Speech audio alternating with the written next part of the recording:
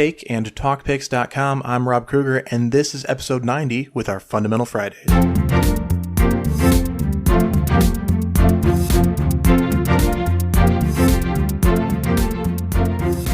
Today, photo world, I just want you to know this is going to be a completely podcast-only episode this week for the Fundamental Fridays. There is no YouTube element.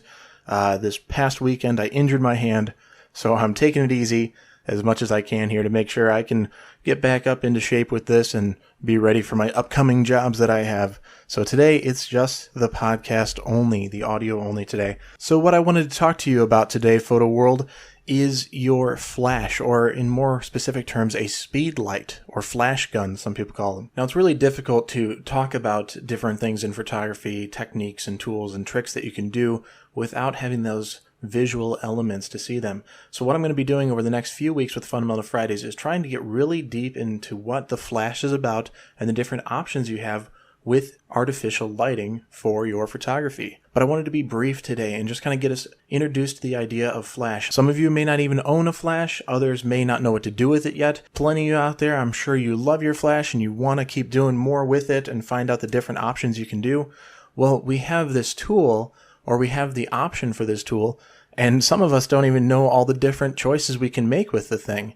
So just to be brief here, the flash modes that come in standard these days with most mid-level to high-range speed lights, especially if you're going name brand for your camera, you're going to have a TTL mode, a manual mode, maybe a distance priority, a repeating flash, auto aperture flash, and then a non-TTL auto flash. So confusing, so many things. I know it's difficult to figure out what you need and what you would mostly use. To be honest, most photographers are using one of two modes with their flash, with not much use for the other ones. And that's either the TTL or the manual mode. And I will tell you, photo world, 95% of the time I'm using one of those two modes. It's very rare when I'll use one of the other modes for a specific shot, and it really is depending on the setup and the need for that function. So manual mode, pretty easy to figure out. It is a full manual override. You decide the power, the zoom in for your flash. Yes, your flash can zoom too. You can tell it which aperture your camera will be set at, and you can even lie to the thing and say it's a different aperture, knowing the power outputs of what it's going to do and how it will react with your setup and your picture that day. So, I mean, understanding your gear is so key, and I think I've said it a few times before, and if not, I'm going to say it today, and I will say it so many times in the future. Know your gear. If you don't know your gear, read the manual, and yes, I know how exciting it is to pick up a manual and start reading.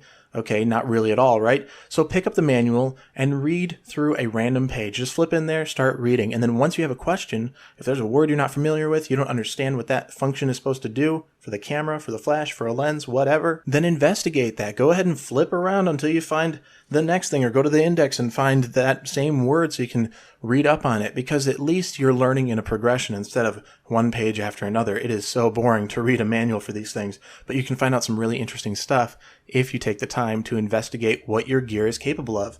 And of course, use your gear. Oh my gosh, there's so many times when I get these students, these photographers who want to do these things and say, hey, for flash, for instance, what we're talking about today, and for the next few weeks coming up, they tell me, I got this flash. What do I do?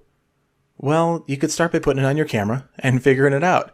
Or you can just freak out and not have a clue. And most people, when they first get a flash, they're a little bit nervous about it. They don't know what to do, and for good reason, because when we start with flash, it's not the greatest look. We don't usually have flattering light because it takes us a little while to figure out our gear and understand it. Well, that manual mode is when you really understand your gear. You can make all the aesthetic decisions of what you need for this lighting situation. It may vary from shoot to shoot, but I know I have certain images in mind every time I go to photograph a wedding, and I know exactly what kind of power output to set my lights to when I want to use them in a manual mode. Or on the other side of that, you can walk into a room and know you do want the ambient light mixed in or not, and you can make the decisions based on what you've encountered in the past to know what you can do for today and moving forward. So knowing your gear is so key. If you're a little bit nervous about the gear and you did pick up a flash and you're saying, hey, Rob, I want to go out and shoot this week, so that way when I see the Fundamental Fridays next week on YouTube, I can follow along, but I've at least played with it. Well, start with the TTL mode. The TTL mode is following what the camera is saying. It's communicating back and forth with the camera, In fact, the TTL stands for through the lens. Yeah, the flash is going to determine how much power to use based on what the camera is framed on through the lens. Now, does it have anything to do with your metering? Yeah, a little bit. It's either going to be following your spot metering mode or your matrix metering, and I've found some flashes, usually the lower grade flashes, are coming a little under in their power when you set it up on TTL. It's a little bit too dim for what you want. And then you get those flagship flashes, like a Nikon SB910 or a Canon 600 EXRT, and these things are so powerful that I see that they usually put out a little bit too much more than I'm needing when I'm actually setting up and composing for an image. Now, Photo World, flash can be used to illuminate the entire scene. Maybe you don't have enough light, so you're using the flash to be the light source. Or you could have it in place to just fill in a scene a little bit, add to the mix of the light going on. You may be using it on a very low power just to get a little wisp of flash in the scene, so that way you're drowning out the reflecting green from the trees above and the grass underneath, and it's just washing out that color cast that's happening on your subjects. You could use it to shape your subject in a scenario. You can go to the big studio flashes and totally take over every single dimension of what you're seeing and really articulate how you want something to look.